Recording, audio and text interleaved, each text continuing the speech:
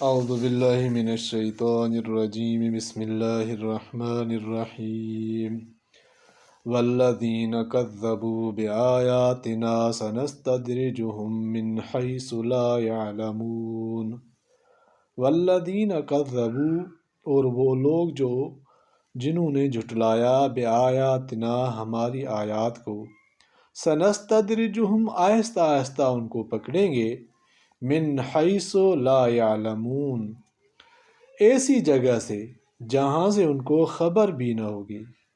اس آیت میں اس شبہ کا جواب ہے کہ جب قومی ترقی کا مدار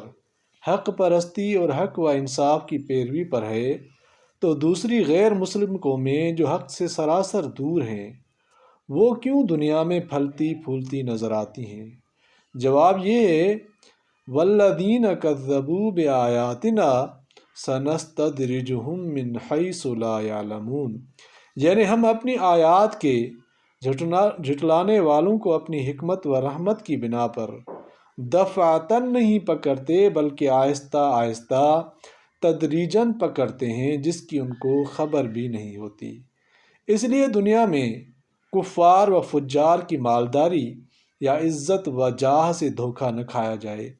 کیونکہ وہ در حقیقت ان کے لیے کوئی بھلائی کا سامان نہیں بلکہ حق تعالیٰ کی طرف سے استدراج ہے۔ استدراج کے معنی درجہ بدرجہ آہستہ آہستہ کوئی کام کرنے کے آتے ہیں۔ اصطلاح قرآن و سنت میں استدراج اس کو کہا جاتا ہے کہ بندے کے گناہ پر دنیا میں کوئی تکلیف و مصیبت نہ آئے بلکہ جوں جوں وہ گناہ میں آگے بڑھتا جائے دنیاوی مال و اسباب اور بڑھتے جائیں، جس کا انجام یہ ہوتا ہے کہ اس کو اپنی بد کرداری پر کسی وقت تنبیہ نہیں ہوتی اور غفلت سے آنکھ نہیں کھلتی اور اپنے برے اعمال اس کو برے نظر نہیں آتے کہ وہ ان سے باز آنے کی فکر کرے۔ انسان کی یہ حالت اس مریض لا علاج کے مشابہ ہے جس بیماری ہی کو شفا اور زہر ہی کو تریاق سمجھ کر استعمال کرنے لگے، جس کا نتیجہ یہ ہوتا ہے کہ کبھی تو دنیا میں ہی یہ شخص دفعتاً عذاب میں پکڑ لیا جاتا ہے اور کبھی موت تک یہ سلسلہ چلتا رہے، بالآخر موت ہی اس کی مستی اور بے ہوشی کا خاتمہ کرتی ہے اور دائمی عذاب اس کا ٹھکانہ بن جاتا ہے۔ قرآن کریم نے مختلف صورتوں اور آیتوں میں اس استدراج کا ذکر فرمایا ہے۔ ارشاد فرمایا فَلَمَّا نَسُوا مَا ذُكِّرُوا بِهِ فَتَحْنَا عَلَيْهِمْ أَبْوَابَ كُلِّ شَيْءٍ حَتَّى إِذَا فَرِحُوا بِمَا أُوتُوا أَخَذْنَاهُمْ بَغْتَةً فَإِذَا هُمْ مُبْلِسُونَ، یعنی جب یہ لوگ اس چیز کو بھلا بیٹھے جو ان کو یاد دلائی گئی تھی تو ہم نے ان پر ہر چیز کے دروازے کھول دیے، یہاں تک کہ یہ اپنی ملی ہوئی نعمت و دولت پر اکڑ گئے تو ہم نے ان کو اچانک عذاب میں پکڑ لیا تو وہ خلاصی سے نا امید ہو کر رہ گئے۔ یہ استدراج کفار کے ساتھ بھی ہوتا ہے اور مسلمان گنہگار کے ساتھ بھی،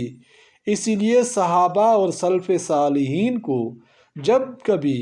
دنیا کی نعمت و دولت حق تعالیٰ نے عطا فرمائی تو غلبہ خوف کی وجہ سے